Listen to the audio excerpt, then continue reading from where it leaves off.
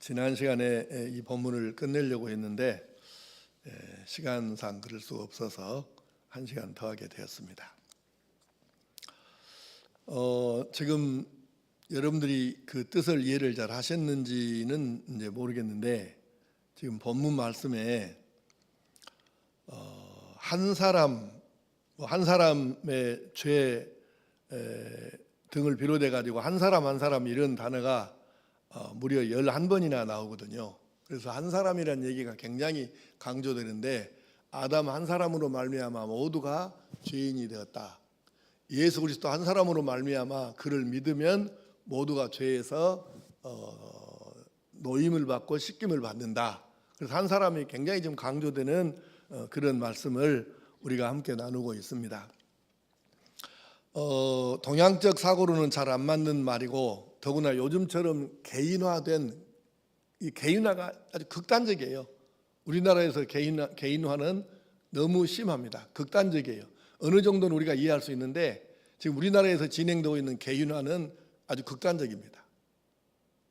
심지어는 부모와 자식 간에도 이 개인주의가 끼어들어와 가지고 이게 복잡하고, 형제자매 남매지간에도 개인주의가 심화돼 가지고 옛날과 같은 그러한 형제자매 남매 이런 관계가 요즘에는 거의 없어요.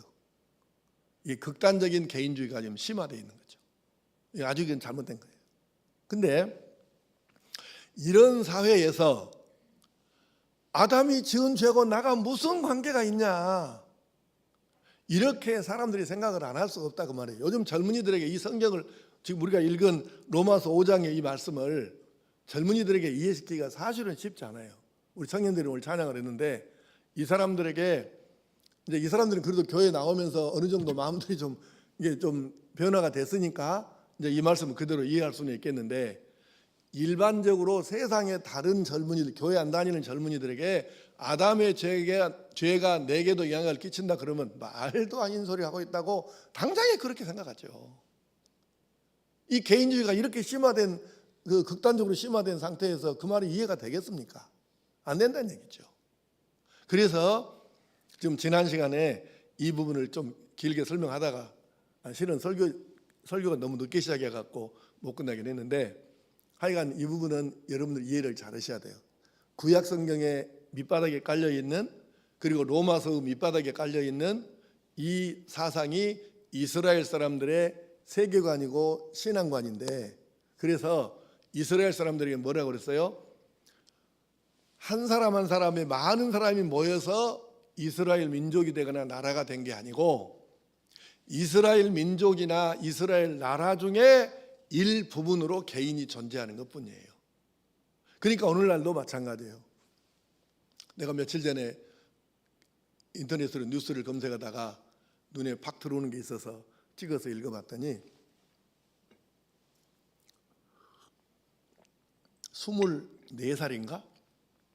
이스라엘 청년 한 사람이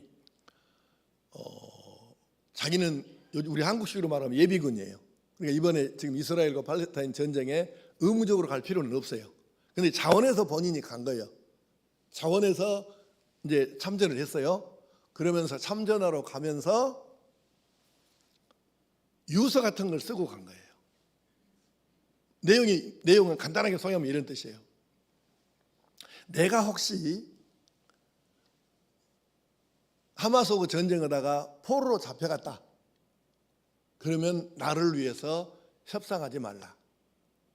나는 지금까지 이스라엘 민족으로 태어나서 누렸던 특권만 하더라도 너무 감사한데, 내가 이 전쟁에 나가서 내가 그동안 받은 특권에 보답하고 내가 내 민족을 위해서 죽거나 포로로 잡혀가는 것 그 자체가 영광이지, 이건 다른 일이 아니다.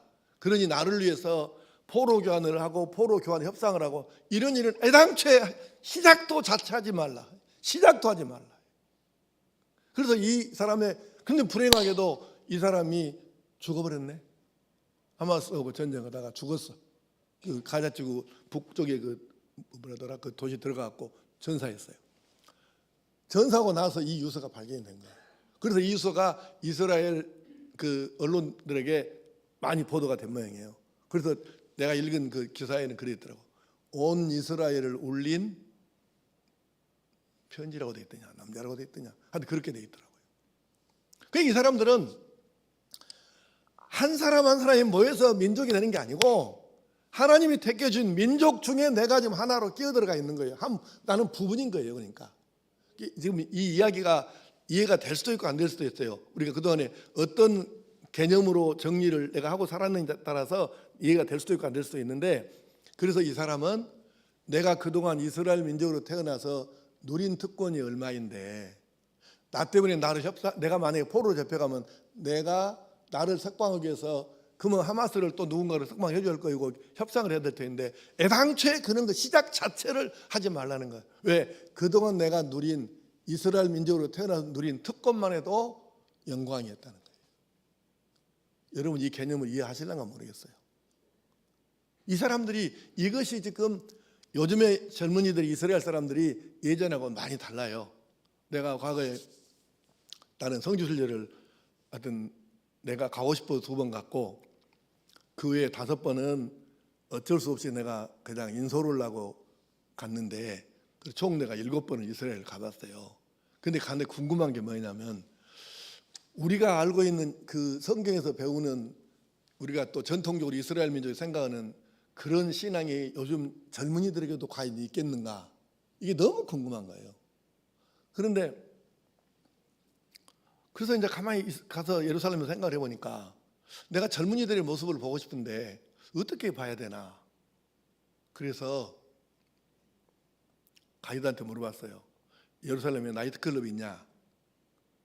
그때 2개가 있다고 그래요. 우리가 있냐? 예루살렘 중심가에가 있대요. 다운타운에가. 그래서 내가 저녁을 먹고 목사님들을 택시 2대에다 나눠 타고 택시를 이제 탔는데 나이트클럽을 가야 되잖아요. 나이트클럽이 아니고 젊은이들이 막 춤추고 막 하는 그걸 뭐라고 하지? 나이트클럽이 아니고 나이트클럽은 주로 춤추는 데고 그 뭐라고 그러나 그걸 하여튼 손짓발짓 해갖고 뭐 우리가 이스라엘어를 못하니까 그막 서투른 영어 단어 몇 개 써갖고 해갖고 결국은 그거를 찾아갔어요. 갔더니 세상에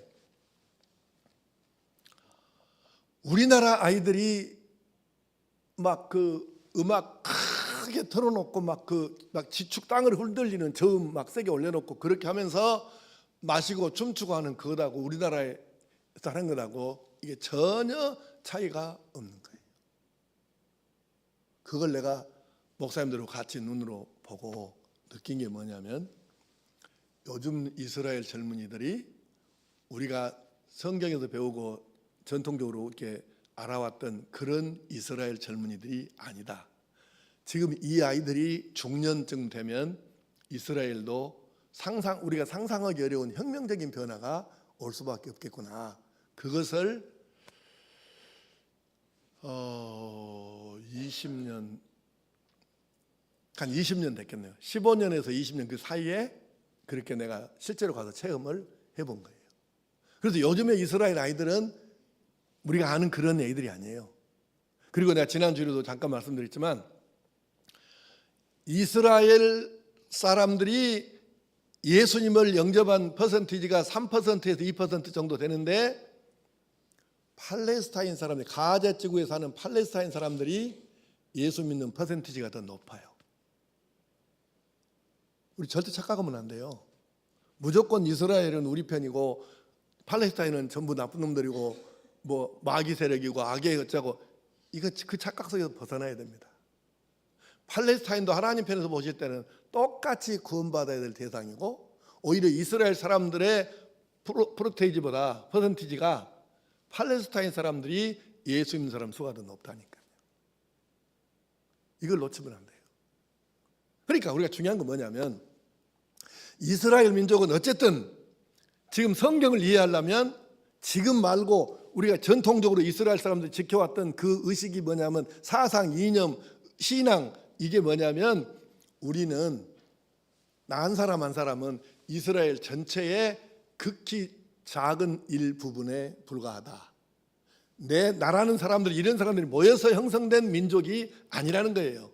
그러니까 그래서 아담 한 사람이 범죄함으로 모든 사람이 죄를 지었고 죄의 영향 아래 놓여 있고, 예수님께서 죽어주심으로 말미암아 우리 죄를 다 짊어지고 죽어주심으로 말미암아 그 한 분 때문에 우리 모두 죄가 믿기만 하면 다 이 죄는 씻음받을 수 있다는 이 사상과 신앙의 핵심적인 내용이 어디서 왔냐면 바로 이스라엘 민족의 이 사상에서 온 것이에요.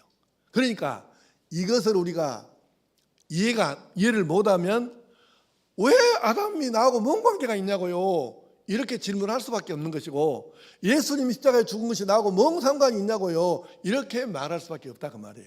그래서 이 개념을 잘 이해하고 정리를 하셔야 로마서가 가르치려고 하는 이 예수님 죽으심이 왜 나와 관계있고 내 죄를 씻음인가를 이해할 수 있기 때문에 이 개념 정리를 잘 하셔야 합니다. 이제 개념 정리 좀 됐어요? 넘어가도 되겠어요? 자, 그러면 지난 시간에 마지막 말씀만 할게요. 믿음이 뭐냐? 믿음은 내 죄를 인정을 하고, 내가 죄인이다, 아담으로부터 시작해서 언제도 있지만 내 스스로 지은 죄는 말로 표현할 수가 없고, 그리고 내 스스로가 내가 죄인인 걸 인정하고, 그 다음에 예수님께서 내 죄도 내 죄만은 아니에요. 내 죄를 그렇게 말하면 맞는 말이에요. 어폐가 이 말이 틀린 말은 아니에요. 근데 내 죄만은 아니에요. 근데 두루뭉술하게 우리 모두의 죄를, 그것도 정확한 표현은 아니에요. 하여간 첫째는 내 죄가 있고 이 죄 때문에 내가 구원받지 못하고 천국까지 못하고 지옥 갈 수밖에 없다, 영원한 사망에 처해질 수밖에 없다, 이걸 인정하는 것. 두 번째는 그런데 이 죄를 예수님께서 십자가에서 내 죄를 가져가셔가지고 내 죄도 지시고 내 대신 죄 벌을 받아가지고 대신 죽어주셨기 때문에 내가 이 사실을 믿음으로 받아들이면 내 죄는 그 순간 깨끗하게 씻어져서 없이함을 받는다. 이것이 두 번째예요. 순서가 그렇다는 얘기예요. 그리고 이제 마지막 하나는, 그런데 내가 죄 씻음 받고 구원을 받는 데는 내가 한 일이라고는 일도 없다. 모두가 하나님이 해주신 일이다. 이 세 가지예요. 이 세 가지를 고백하면 그게 믿음이 되는 거예요. 우리가 이 믿음이 있으면, 물론 그렇죠, 우리가 목사의 눈으로 봐도 그러고 여러분들끼리 서로 여러분끼리 이렇게 눈으로 봐도 그러고 저 사람은 나 진짜 문제가 심각하네, 그래도 이 세 가지 있으면 그냥 구원은 받는 거예요. 상은 받을 것이 없을란가 모르지만 이 세 가지 있으면 구원은 받는 거예요. 자, 세 가지. 첫째가 뭐라고? 나는 죄인이다. 두 번째는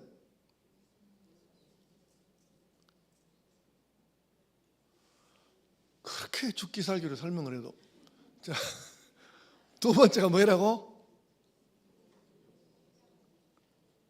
예수님이 내 죄를 대신 지고 십자가에서 죽어주셨다니까요.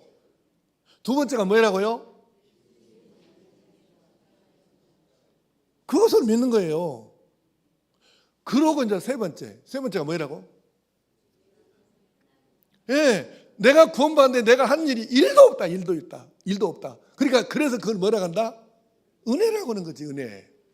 거저 받았잖아 우리가. 그러니까 이걸 그래서 이렇게 고백한 것이 믿음이고, 그것을 우리가 은혜라고 표현하는 거예요. 그게 나나 여러분이나 이 은혜를 입었으니까 지금 이렇게 예수 나의 구주 기도하고 찬송하고 하는 거지, 이 은혜를 안 입었으면 어떻게 이걸 할 수 있겠습니까? 그래서 나는 죽을 수밖에 없는, 지옥 갈 수밖에 없는 죄인이다. 그런데 예수님이 내 죄를 대신 지고 십자가에 죽어주셨다. 그런데 내가 이 믿음으로 구원은 받는데 내가 나의 구원을 위해서 한 일은 일도 없다. 이렇게 고백하는 것이 믿음이고, 그를 이 고백 전체가 하나님께 받아들여져서 은혜를 입어서 내가 이렇게 나는 천국 간다고, 지금 죽어도 천국 간다고 확신을 갖고 자신 있게 대답할 수 있고 여기까지 오게 된 것입니다. 이게 다 은혜죠. 너무 놀라운 은혜이고, 그래서 이걸 그대로 방금 말씀한 걸 인정하고 고백하고 받아들이는 것을, 이것을 한마디로 말해서 신앙이라고 그래요. 이게 있으면 신앙이 있는 거고요. 교회를 아무리 열심히 다녀도 이게 없으면 신앙이 없는 거죠. 네. 그래서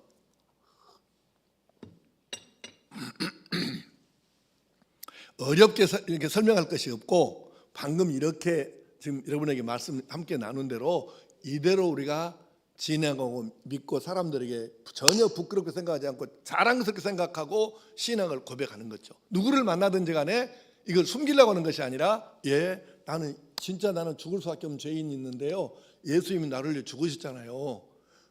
근데 내가 구원을 위해서 한 게 1도 없거든요. 전부 하나님께서 나를 위해서 만들어 주셨거든요. 얼마나 놀라운 은혜입니까? 이렇게 사람들에게 간증하고 고백하고 이렇게 하는 사람은 확실한 거예요. 근데 아직도 사람들에게 이렇게 말을 자신 있게 못하고 부끄러워하고 막 숨기려고 하고 이러면, 아이고, 이건 참 아직도 답답한 노릇이죠. 그래서 우리 가운데 그런 사람이 한 사람도 없이 방금 말씀한 내용을 그대로 믿고 받아들이고 고백하고 이건 은혜입니다고 찬송하고 간증할 수 있는 그런 성도들이 될 수 있기를 축복합니다. 자, 이제 오늘 말씀이에요. 그러면 우리가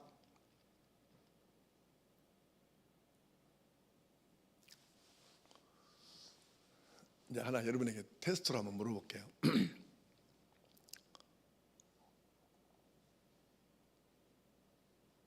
한때 내가 설교 시간에 그렇게 가르친 적도 있거든요.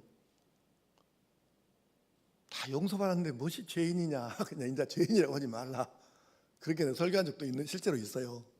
근데 이제 여러분에게 질문하겠습니다. 최 장로님, 어째 꼭 나만 물어보냐고.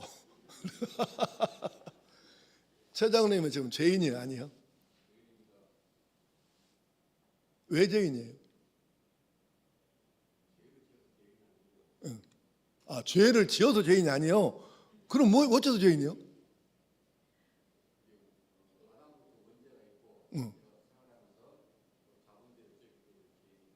아니, 방금 죄를 지어서 죄인이 아니고 그렇게 뭔 말이고 말이야. 박주선 장로님, 지금 죄인이 아니에요? 왜?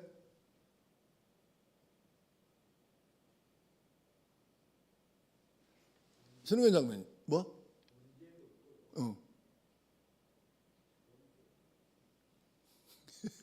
신 장로님, 죄인이 아니에요?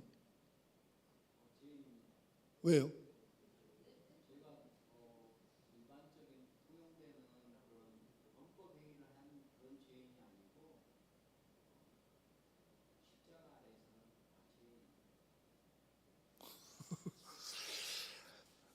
우리가 율법적으로 죄인 하면 안 되고요. 근데 내 얘기를 해드릴게요. 요즘에 새벽에 나와서 기도하면 내가 근래에는 한 번도 내가 하나님 앞에 기도하면서, 하나님, 이 부족하고 못난 종을 이렇게 기도한 적이 없어요. 내가 1대1로 하나님하고 단둘이 기도할 때 갈수록 내가 이 종을 이렇게 기도를 못 하겠는 거예요. 그래서 계속 나는 지금 이 죄인을 이렇게 기도를 하고 있습니다. 물론 내가 뭐 사기를 치거나 뭐 어디 뭐 그런 뭐 국법을 이렇게 어겨갖고 그런 의미의 죄는 아니지만, 내가 이제 은퇴를 나를 얼마 안 놔두고 쭉 돌아보면서 나를 생각해 보니까 잘한 것보다는 모든 것이 더 많은 것 같고요.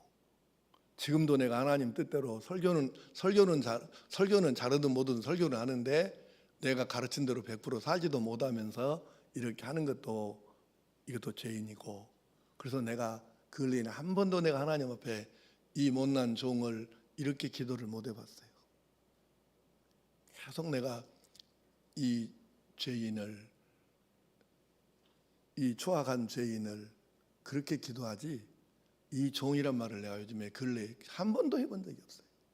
그렇게 못 하겠더라고. 그러나 우리가 기억할 건 있어요.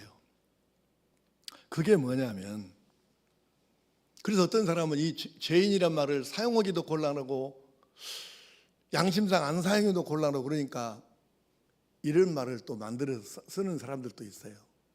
용서받은 죄인이라고. 그건 좀 나는 내가 들 때는 좀 그 말이 좀 웃기는 얘기로 들려. 죄인이지 무슨 놈이 용서받은 죄인이요. 근데 자, 성경 한 구절 읽읍시다. 누가복음 15장 21절 시작. 아들이 이르되 아버지 내가 하늘과 아버지께 죄를 지었사오니 지금부터는 아버지의 아들이라 일컬음을 감당하지 못하겠나이다.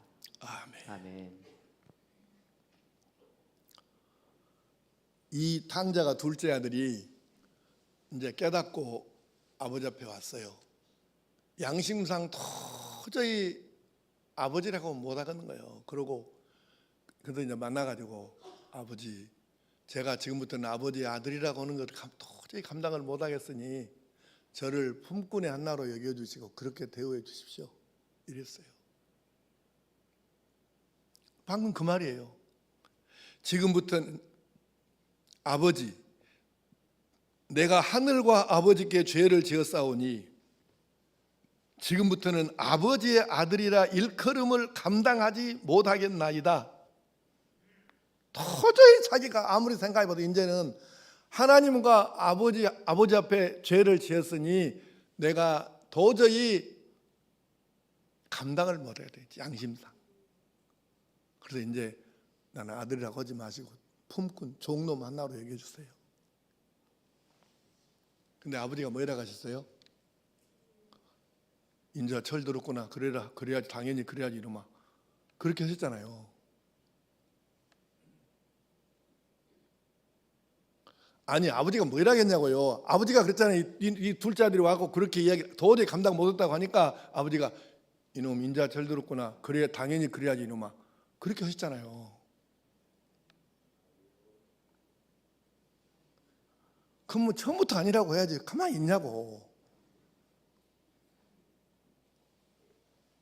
잘 들으세요. 아버지는 둘째 아들 이놈 말에 대꾸도 안 하는 거예요.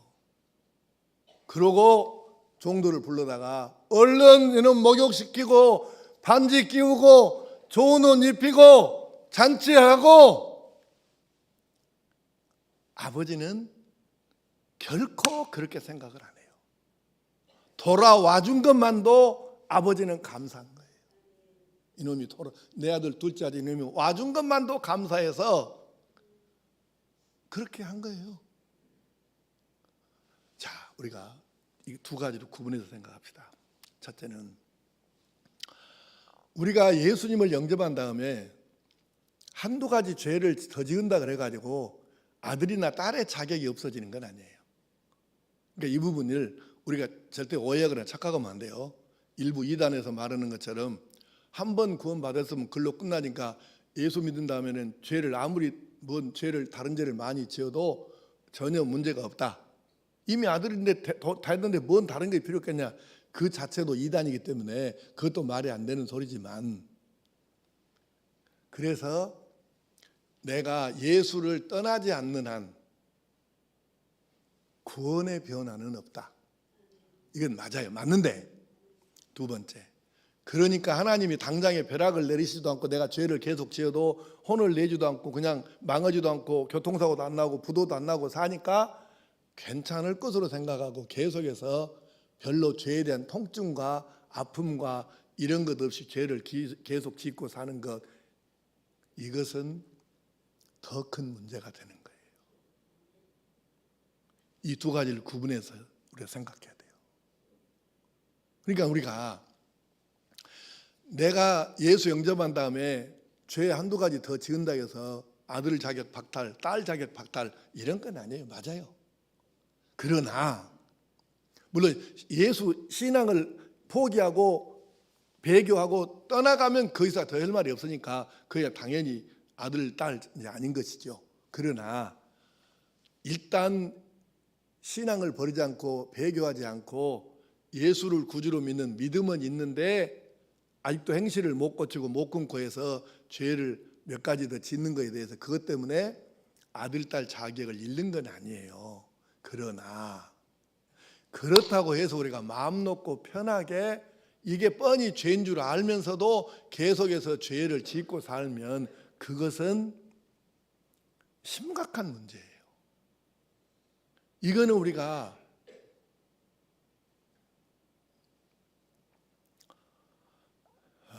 좀 심한 표현이 나오려고 하니까 그냥 좀 참고, 어쨌든 그냥 편하게 빨리 쉽게 얘기합시다. 그건 비정상이에요. 지극히 비정상이에요. 그래서 이것은 어떻게 해서든지 간에 자기를 쳐서 다리를 분질리든지 손가락을 부르든지 하여튼 자기 자신을 쳐서 복종시켜서 죄인 줄 알고 하는 죄는 끊어야 합니다. 이거는 정확해야 돼요. 그래서 우리가 날마다 하루에도 우리가 살면서 일을 마치고 저녁에 잠자리에 들어서 잠깐 묵상하고 하루를 돌아보면 어떤 날은 하나님 뜻대로 산 날이 훨씬 더 많기도 하겠지만 어떤 날은 하나님 뜻인 줄 알면서도 하나님 말씀인 줄 알면서도 그걸 행하지 못하고 넘어갔던 것이 한두 가지가 아니기 때문에 그래서 날마다 우리가 아들은 맞고 딸은 맞는데도 계속해서 또 죄인일 수밖에 없는 거예요. 그렇다고 해서 죄를 마음 놓고 지으면 안 된다는 지금 그 말씀을 강조하려고 하는 거예요. 네. 그러면 둘째 아들이 집에 돌아왔어요. 둘째 아들이 집에 돌아왔으면 이제 박정은 장님이 한번 대답해 보시죠. 둘째 아들이 집에를 왔네요. 그러면 이놈이 사람 된 놈이라면 어떻게 해야 맞겠어요? 둘째 아들이 집에 왔어.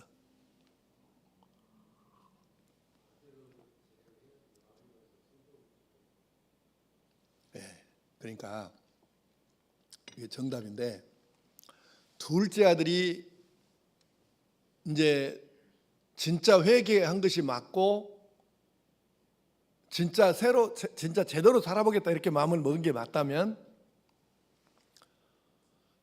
이건 이론이지 실제는 아니지만 마음으로라도 내가 집 떠나갖고 아버지 속썩이고 그동안 효도 못했던 것까지 내가 합해가지고 배로 더해야지 그러고 더 열심히 아버지께 순종하고 시키기 전에 아버지 눈치 봐서 미리서 알아서 자기가 먼저 이것저것 할 일을 해야 그 둘째 아들이 제대로 회개하고 제대로 된 놈 아니겠습니까? 실은 오늘 나도 여러분도 우리가 성경적으로 보면 둘째 아들이거든요. 그래서 우리가 정말로 깨달은 사람이라고 하면 물론 뭐 그런다 해서 100% 온전할 수는 없지만 그럼에도 불구하고 내가 하나님 아버지의 마음을 좀 시원하시게 해드리기 위해서 내가 전보다 더 순종하고 어떻게든지 나를 돌아보고 한 번 더 생각해보고 보면서 말하고 행동하고 하면서 실수 안 하려고 그렇게 애를 쓰고 그냥 부족하고 못난 줄 알기 때문에 연약한 줄 알기 때문에 또 아버지 제가 아무리 하려고 해도 이것이 제가 육신의 연약함 때문에 실수가 많네요. 저 좀 도와주세요. 지혜를 주십시오. 이렇게 하면서 그렇게 최선을 다하여 사는 것이 누가 봐도 그 모습이 그렇게 막 역력하게 애를 쓰는 것이 이렇게 보이는 그 삶을 사는 것이 진짜 깨달은 둘째 아들의 삶이라 그 말입니다. 우리에게 그것이 있어야 하는 것이죠. 마지막으로 오늘 한 가지 말씀만 더 나눕시다. 자, 한 사람이란 말이 11번이나 나온다고 오늘 본문에 11번이나 나온다고 말씀드렸는데 이 한 사람의 중요성이 엄청 강조되는 거예요. 아담 한 사람으로 말미암아, 예수 한 사람으로 말미암아, 그러면 또 아브라함 한 사람으로 말미암아, 요셉 한 사람으로 말미암아 이렇게 이야기가 계속 나오겠죠. 다윗 한 사람으로 말미암아. 근데 또 아간 한 사람으로 말미암아 전쟁에서 온 민족이 패배를 했고 자기 집안 사람이 전부 몰사죽음을 하고 잘못한 놈은 아간 하나뿐인데 그러니까 이 말은 한 사람의 중요성 한 사람이 잘하고 못하고가 자기 혼자로 끝나는 것이 아니라, 예를 들어서 트럼프라는 놈이 저놈이 또 내가 볼 때는 제정신이 아니고 저 맛이 간 놈이거든요. 근데 그놈이 대통령 또 나온다고 저 난리치고, 미국 놈들은 또 어떻게 생겼지? 그놈이 또 인기가 제일 높다가네 현재. 나 저런 놈도 속을 모르겠어요. 근데 내가 이렇게 말하면 미국 사람들이, 나도 너희 나라 사람들 속을 모르겠더라. 박근혜도 찍고 이명박이도 찍고 뭐 지금 윤석열도 뭐 찍고, 뭐 우리도 사실 할 말은 없어.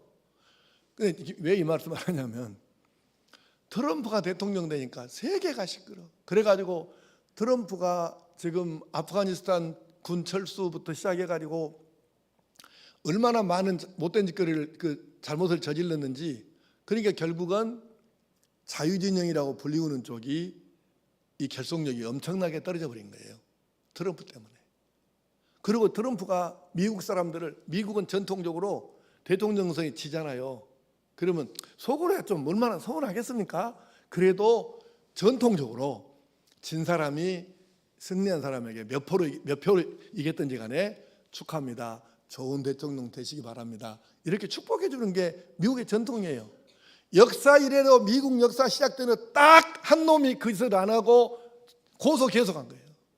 그 놈이 누구냐면 트럼프입니다. 그래갖고 계속해서 자기 패배를 인정을 안 해. 그리고 고소 계속하고, 그리고 선동해가지고 국회의사당 쳐들어가고 막 국회의원들 작살 내게 막 만들고 선동하고 이런 짓거리를 했잖아요. 여러분 뉴스 보고 다 알잖아요. 그러니까 사람들이 이런 거예요.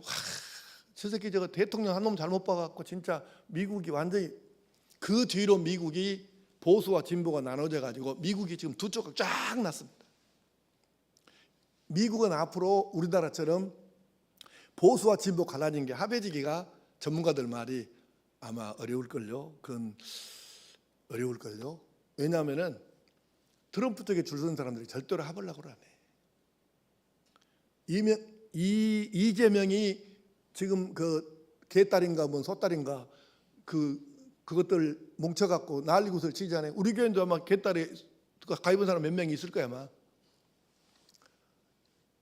그만 좀 해요. 이재명이 어쨌든 재판이 아직 결과가 나온 건 없지만 재판 받아서 유죄 판결 나오면 어떻게 할 거예요?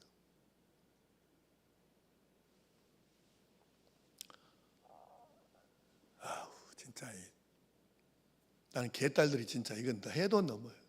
나는 이낙연이도 답이 아니라고 보는 사람이니까 혹시도 우리 목사님 이낙연 편이 아니에요. 나 절대 그런 거 아닙니다. 이재명 편이 아니에요. 나는 사람 편들지 않습니다.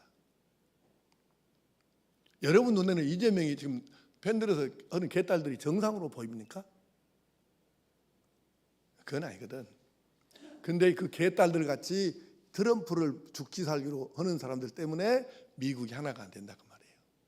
근데 이건 내 말이 아니고 전문가들 말인데, 미국의 이 상처는 오래 간다. 치유되기가 어렵다. 하나 되기 어렵다는 거예요. 한 사람이 이렇게 중요하다는 얘기예요. 한 사람 때문에 어느 집이 구원을 받을 수 있고, 한 사람 때문에 어느 집이 전체가 구원을 못 받을 수도 있어요. 여러분 뉴스에 나오는 아주 나쁜 죄인 있잖아요. 못된 놈. 그러면 그 한 사람 때문에 아무 상관없는 그 아이들까지 포함해서 오랜 세월 동안 온 가족이 얼마나 큰 고통을 당한 줄 아세요? 한 사람 때문에 아버지 하나 잘못 만나가지고. 이러니까 한 사람의 중요성이 얼마나 큰 거예요.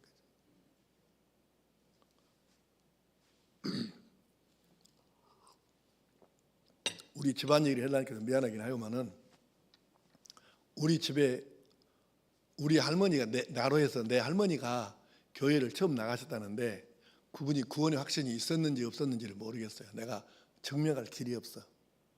그러고 나서 우리 누님들이 교회를 나가시기 시작했고, 나는 우리 누님 등에 옆에서 젖먹이 때 교회를 나가기 시작을 했고 그랬는데, 우리 할머니 이후로는 아무도 없거든요. 근데 세상에 선교사님들 오셔갖고 전도해서 교회를 나가기 시작한 우리 누님들이 때문에 나도 예수를 믿게 됐고, 그래가지고 결국은 내가 우리 집에서 우리 집안에 내가 1호 목사입니다. 내 사위 목사입니다. 내 누님 아들 목사입니다. 내 누님 사위 둘 목사입니다. 목사가 벌써 5이에요. 놀라운 은혜지 않습니까? 처음에 복음에 딱 우리 집안에 들어왔는데 그때 시작해가지고 이렇게 놀라운 일이 벌어지는 거예요. 우리 누님들 셋 다 권사됐고 우리 어머니도 권사됐고. 그러니까요, 한 사람 때문에 어느 집안이 다 구원을 받을 수 있고 한 사람 때문에 어느 집안이 다 구원을 못 받을 수도 있어요. 한 사람이 얼마나 중요하냐고 말이에요.